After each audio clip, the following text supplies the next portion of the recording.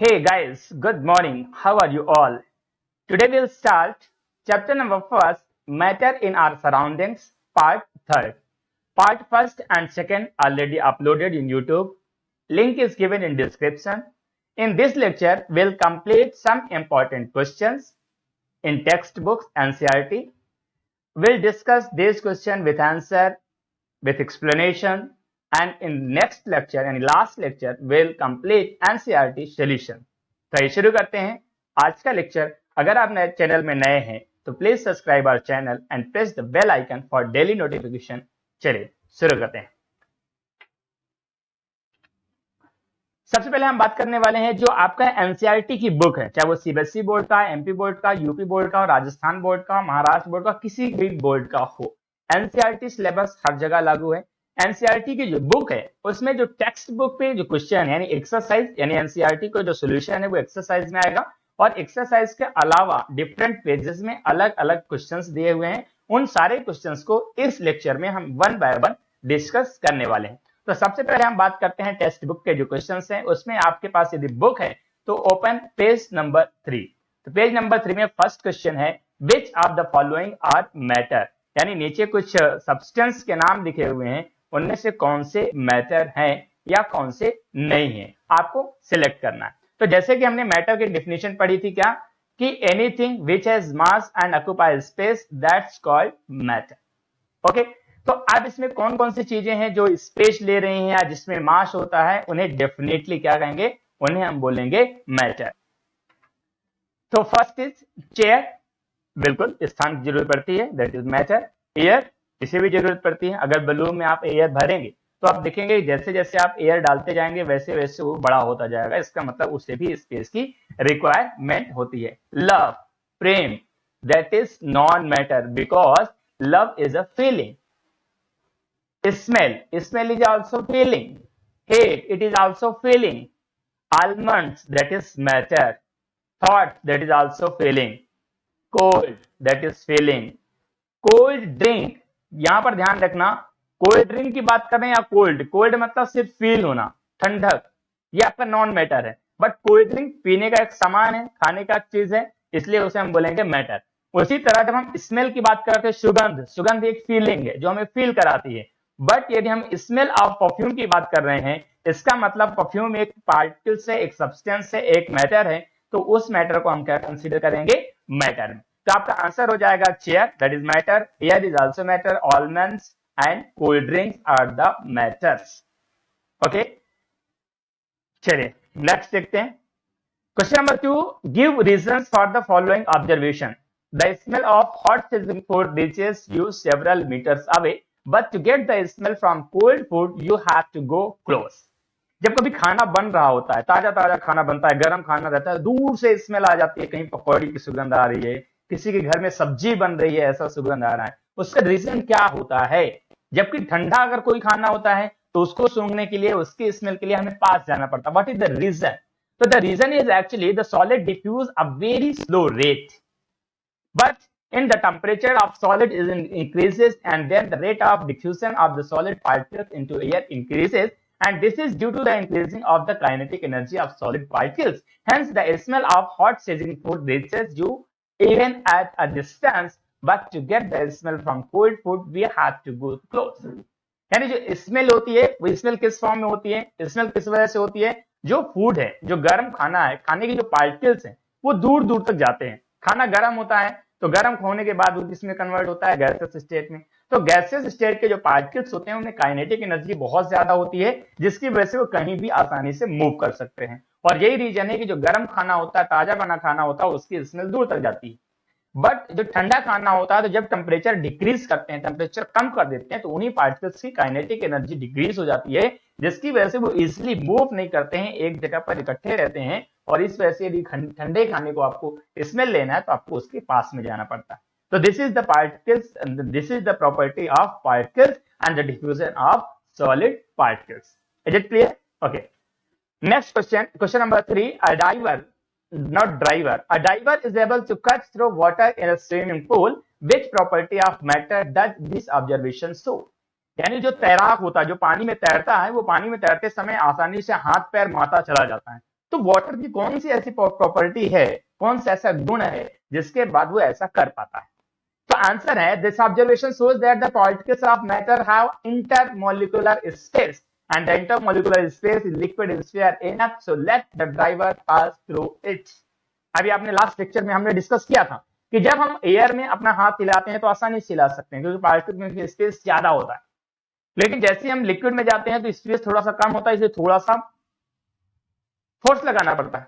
But solid के particles बीच में गैप होता ही नहीं है, इसलिए हम आसानी से हाथ मूव नहीं कर सकते। क्लियर है? तो यही चीज अगर यहाँ पर लागू करते हैं तो सॉलिड लिक्विड की एक प्रॉपर्टी होती है, पहली बात तो जो इंटरमॉलिक्यूलर स्पेस होता है वो मीडियम होता है, ना बहुत ज्यादा होता है ना बहुत कम होता है, और जो पार्टिकल्स होते हैं उनकी क्या होती है, फ्लूइडिटी होती है, यानी वो आसानी से फ्लो हो सकते हैं, आसानी से मूव कर सकते हैं, जिसकी वजह से कोई भी तैराक आसानी से मूव कर सकता है, आसानी से तैर सकता है, अपने हाथ पैर आगे पीछे कर सकता है। नेक्स्ट है question number 4, what are the characteristic of particles of matter, यानी जो पार्टिकल्स होते हैं मैटर की उनकी कौन कौन सी प्रॉपर्टीज होती हैं? तो the characteristic of particles of matter are, first is particles of matter have space between them, particles बीच में स्पेस होता है, हमने पहले डिस्कस किया था। Particles of matter continuously moving, second property है कि जो पार्टिकल्स होते हैं मैटर के वो कंटिन्यूअस क्या होते हैं, मूविंग में रहते हैं, हमेशा मूव करते रहते हैं। And third property is particles of matter attract each other, यानी इंटरमोलिकुलर फोर्स ऑफ अट्रैक्शन होता है जिसकी वजह से पार्टिकल्स आपस में एक दूसरे को अट्रैक्ट करते रहते हैं। नेक्स्ट क्वेश्चन पेज नंबर 6 में है। पेज नंबर 6 में क्वेश्चन नंबर फर्स्ट दिया हुआ है, the mass per unit volume यानी density of a substance is called density, density is equal to d वो m अपॉन v यानी mass upon volume. Arrange the following in order of increasing density, आपको increasing order में रखना है density की। Density क्या होती है, ऊपर क्वेश्चन में बता दिया है कि density is equal to mass upon volume, ठीक है। तो अब आपके पास कुछ सब्सटेंस है, कुछ मेटल्स दिए हुए हैं, इनकी जो डेंसिटी की बेस पे इनको इंक्रीजिंग ऑर्डर में लिखना है, यानी सबसे पहले हम वो मेटल लिखेंगे जिसका डेंसिटी सबसे कम होगा, उसके बाद जैसे जैसे डेंसिटी बढ़ती जाएगी वैसे वैसे हम अरेंज करते जाएंगे और लास्ट में वो सब्सटेंस आएगा जिसका डेंसिटी सबसे ज्यादा होगा।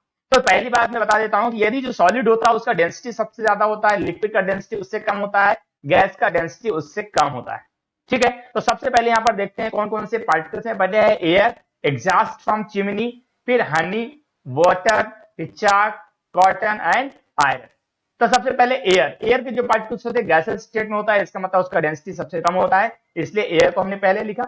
दूसरा एग्जॉस्ट फ्रॉम चिमनी, चिमनी से जो गैस निकलती है, जब हम खाना पकाते हैं तो चिमनी से जो गैस निकलती है वो धुआं कह सकते हैं उसे।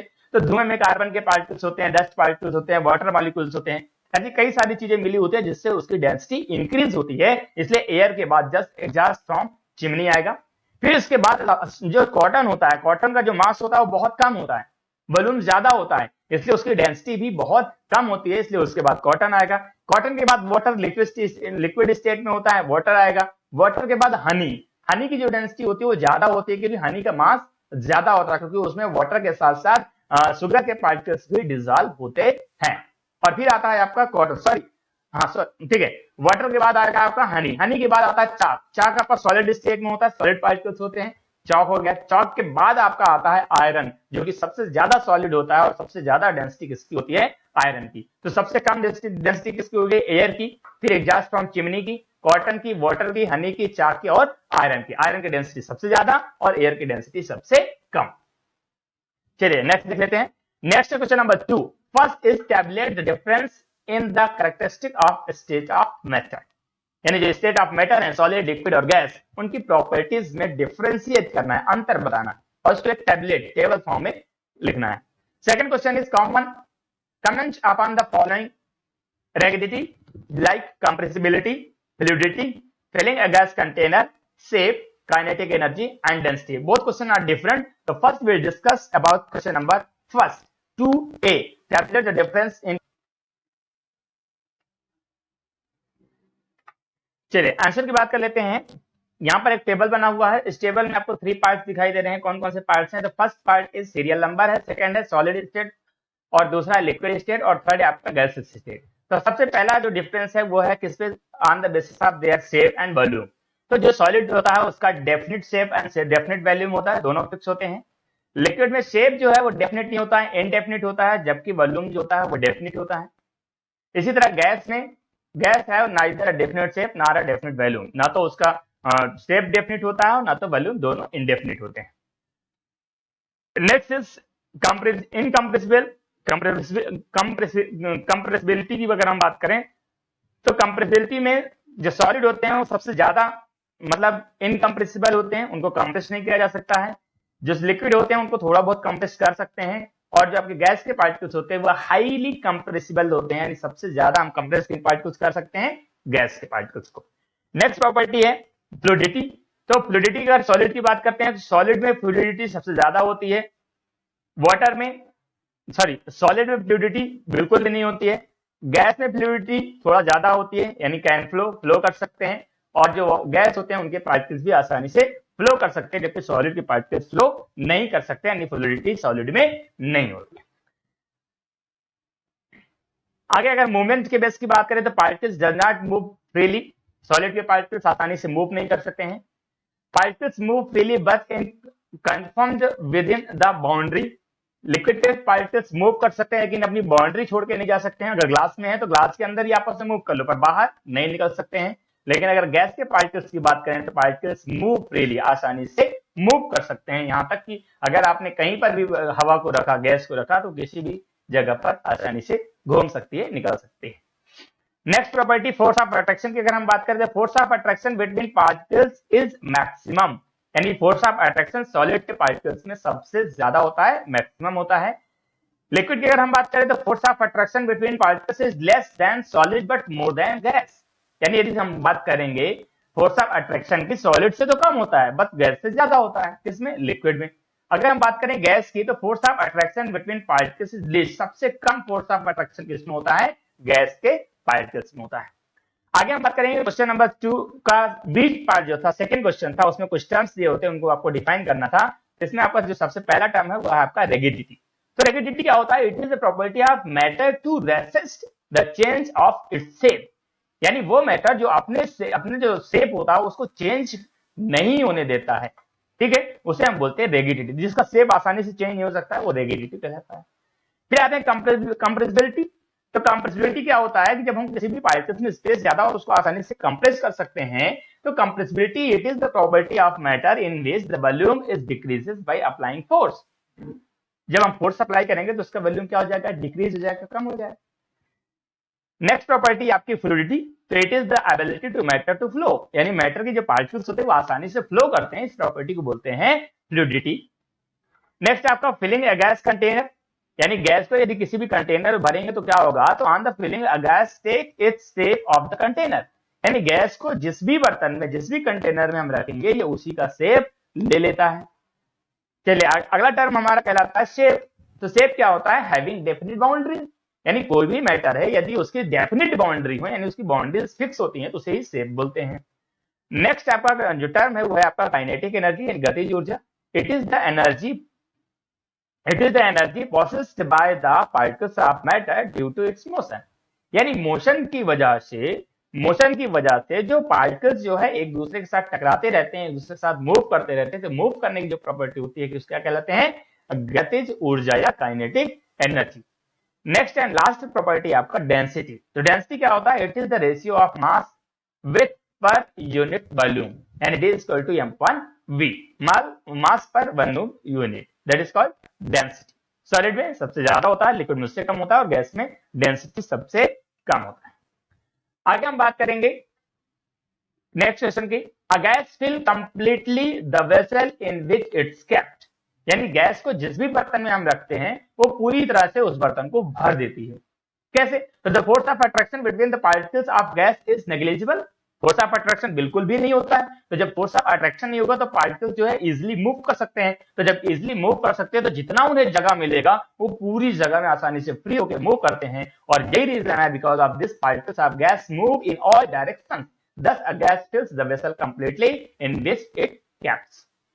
क्वेश्चन बी है, a gas exerts pressure on the walls of the container, यानी जो गैस के पार्टिकल्स होते हैं जिस भी कंटेनर में रखे जाते हैं उस कंटेनर की जो बाउंड्री होती है, जो बॉर्डर होता है, जो उस पर प्रेशर डालते हैं।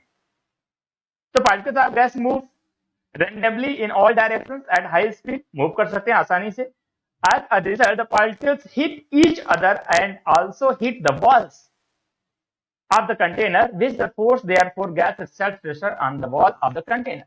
भाई वो आसानी से एक दूसरे के साथ मतलब इजिली जो है मूव कर सकते हैं, तो मूव करेंगे तो एक दूसरे से टकराएंगे। तो जिस तरह से एक दूसरे से पार्टिकल्स टकराते हैं जिसकी वजह से ब्राउनियन मोशन होता है, उसी तरह वो वॉल से भी टकराएंगे। तो जब गैस के पार्टिकल्स वॉल से टकराते हैं जिसकी वजह से वो प्रेशर क्रिएट करते हैं। नेक्स्ट क्वेश्चन है question number C, a wooden table should be called a solid. यानी जो लकड़ी का टेबल होता है उसको हम सॉलिड क्यों कहते हैं? तो a wooden table has fixed shape, क्योंकि उसका शेप फिक्स होता है, एंड फिक्स वॉल्यूम, वॉल्यूम भी फिक्स होता है, which are the main characteristic of solid, thus a wooden table should be called a solid. Simple सा है कि भाई जो सॉलिड की प्रॉपर्टी होती है definite shape and definite value, वो टेबल में पाई जाती है और इसलिए हम टेबल को सॉलिड कह सकते हैं। आगे बात करते हैं D, we can easily move our hands in air, but to do the same through a solid block of wood, we need a karate expert। यानी अगर आपको हाथ को आसानी से मूव करना है तो एयर में तो आप आसानी से मूव कर सकते हो, कुछ भी करो, बट अगर यही चीज सॉलिड में करना हो तो आपको कराटे एक्सपर्ट बनना पड़ेगा, नहीं तो आपके हाथ टूट सकते हैं। क्या रीजन है इसका? तो particles of air have large space between them, यानी जो गैस के पार्टिकल्स होते हैं उनके बीच में स्पेस बहुत ज्यादा होता है, फोर्स ऑफ अट्रैक्शन कम होता है, इसकी वजह से आपका हाथ कहीं भी आसानी से जा सकता है। बट अगर हम सॉलिड की बात करेंगे तो सॉलिड के पार्टिकल्स के बीच में स्पेस बहुत कम होता है, ना के बराबर होता है। जब स्पेस कम होता है इसका मतलब वहां पर हम आसानी से मूव नहीं कर सकते हैं। Question number 4, liquids generally have lower density as compare to solid. Liquid का जो डेंसिटी होता है वो कम होता है सॉलिड के कंपेयर में। But you must have observed that ice float on water. Find out why. समझने की कोशिश करना, जो सॉलिड होता है उसका डेंसिटी वाटर से ज्यादा होता है, लिक्विड से ज्यादा होता है। फिर क्या रीजन है कि जो आइस ब्लॉक होता है, आइस सॉलिड फॉर्म में होता है, लेकिन जब हम पानी में डालते हैं तो पानी में फ्लोट करता है। जब तक डेंसिटी ज्यादा होता है तो उसको नीचे सिंक हो जाना चाहिए, डूब जाना चाहिए, बट ऐसा नहीं होता है। क्यों? The answer is ice which is solid have vacant space between water molecules।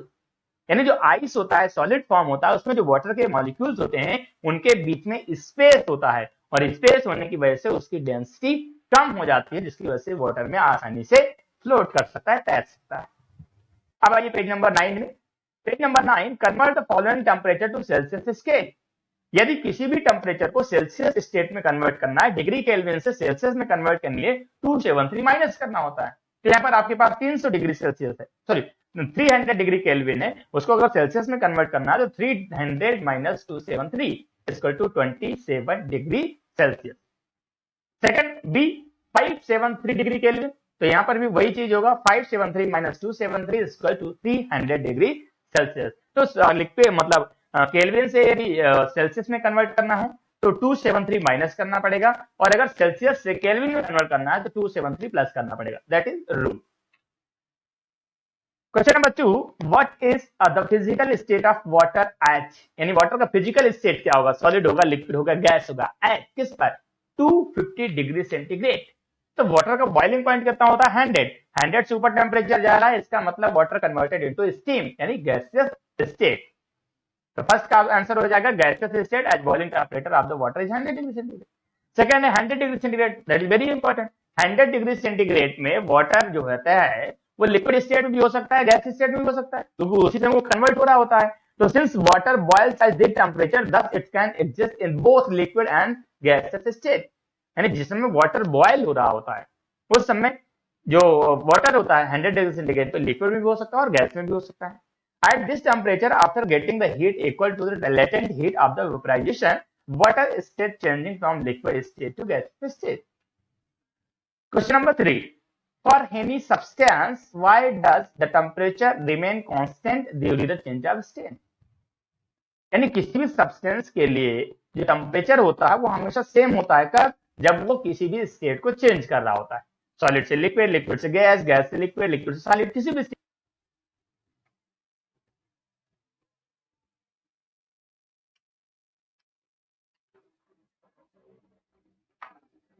चलिए आंसर देख लेते हैं। तो answer is during the change of state of any substance the heat applied और released it utilize the phase change, such heat is called latent heat. So the temperature of any substance remain constant during the change of state. मैंने आपको पूर्व में भी आपको बताया था just, जैसे मान लेते हैं कि कभी जैसे मान लेते हैं ये यहाँ पर एक कंटेनर है, इस कंटेनर में हमने वाटर भर रखा है, पानी भर रखा है, चलिए ठीक है, पानी को हमने हीट करना स्टार्ट कर दिया, चलो मैंने ये हीट करना शुरू कर दिया। जब हम इसको हीट करते हैं तो धीरे धीरे वाटर का टेम्परेचर इंक्रीज होता है। कैसे?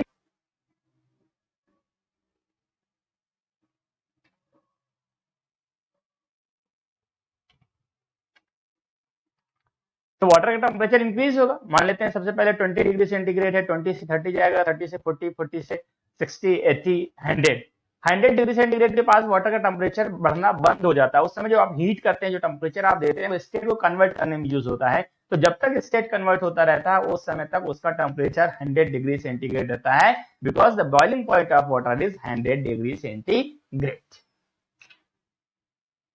Next question, suggest a method to liquefy atmospheric gas. Suggest a method to liquefy atmospheric gas. कोई भी एटमॉस्फेयर की गैस है उसके लिक्विड में कन्वर्ट करना है तो we have to increase pressure, यानी the gas can be converted into liquid by bringing in particles closer to atmospheric pressure, can be liquefied either by the decreasing temperature or by the increasing pressure. दोनों चीजें condition में। यदि मान लेते हैं gas है, gas को liquid में कन्वर्ट करना है, या तो आप टेम्परेचर डिक्रीज करो, ठंडा करो तो कन्वर्ट हो जाएगा, या तो फिर प्रेशर इंक्रीज करो। दोनों कंडीशंस में आपका कोई भी गैस लिक्विड स्टेट में कन्वर्ट हो सकता है।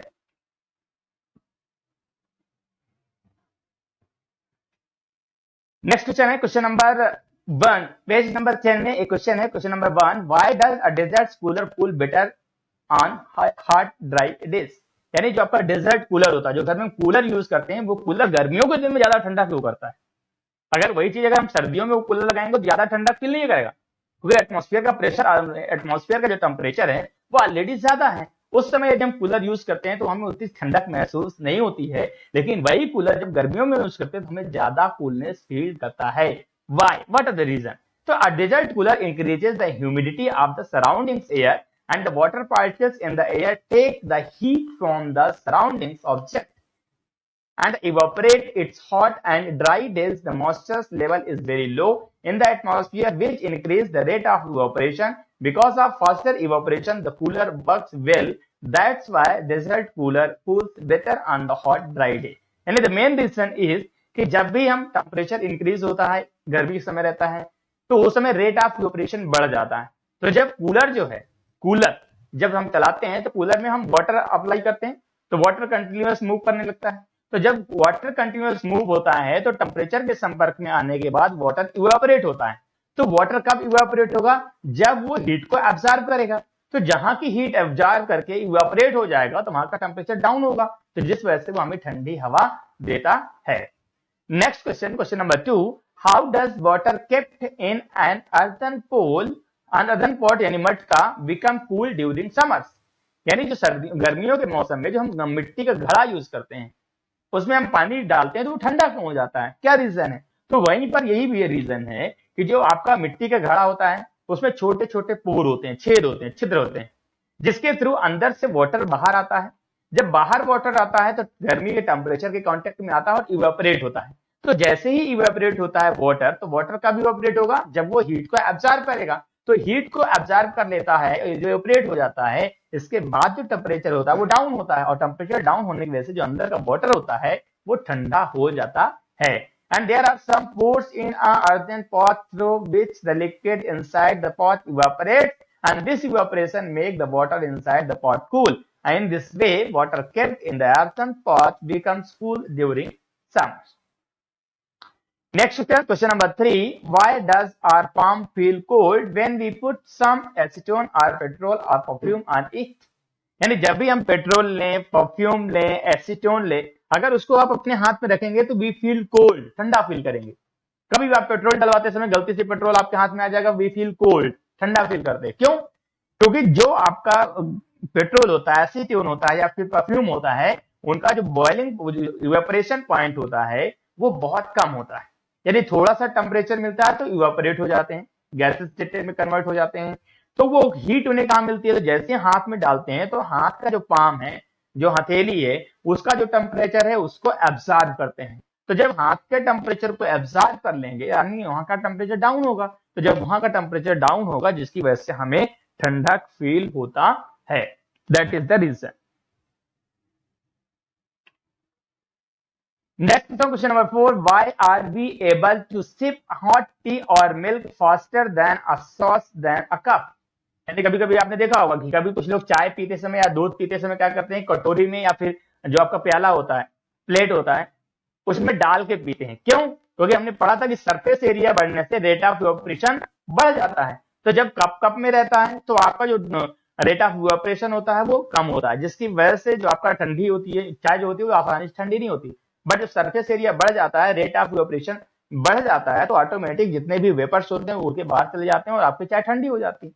ठीक है, तो liquid has a larger surface area, surface area depend करता है, हमने पढ़ा था। नेक्स्ट क्वेश्चन है question number 5, what types of clothes should wear in summer. Summer मतलब गर्मी, तो गर्मी में किस तरह के कपड़े पहनने चाहिए। तो गर्मी में कपड़े पहनने के लिए आपने सुना होगा कि कॉटन के जो कपड़े होते हैं वो बहुत अच्छे होते हैं, बहुत आसान रहते हैं। ठीक है, तो क्यों होते हैं? तो we should wear cotton cloth in summer as cotton is a good sweat observer. यानी जो कॉटन होता है वो स्वेट यानी पसीने को आसानी से एब्जॉर्ब कर लेता है। Sweat is absorbed by the cotton and exposed to the atmosphere, making evaporation faster. और जिसकी वजह से during the evaporation, particles on the surface of the liquid gain energy on body surface, making the body cool. यानी जो हमारा सूती कपड़े होते हैं, कॉटन के कपड़े होते हैं, वो हमारा जो पसीना आता है उसको एब्जॉर्ब कर लेते हैं। पसीना एब्जॉर्ब करने के बाद पसीना इवेपोरेट होता है, इवेपोरेट होने के बाद वो हीट को एब्जॉर्ब कर लेता है, जिसकी वजह से हमें ठंडा फील होता है। तो ये हो गए आपके सारे क्वेश्चन जो कि आपके एनसीईआरटी के बुक्स में एक्सरसाइज के अलावा दिए हुए थे। सारे क्वेश्चंस को पेज बाय पेज हमने question with answer with explanation complete किया है। होप आपको सारी चीजें समझ में आई हैं। अगर आपको सारी चीजें समझ में आ गई हैं तो आप चैनल को सब्सक्राइब कर सकते हैं। यदि आपको वीडियो पसंद आए तो वीडियो को लाइक कर सकते हैं। तो thanks for watching this video. Please like share and subscribe our channel and press the bell icon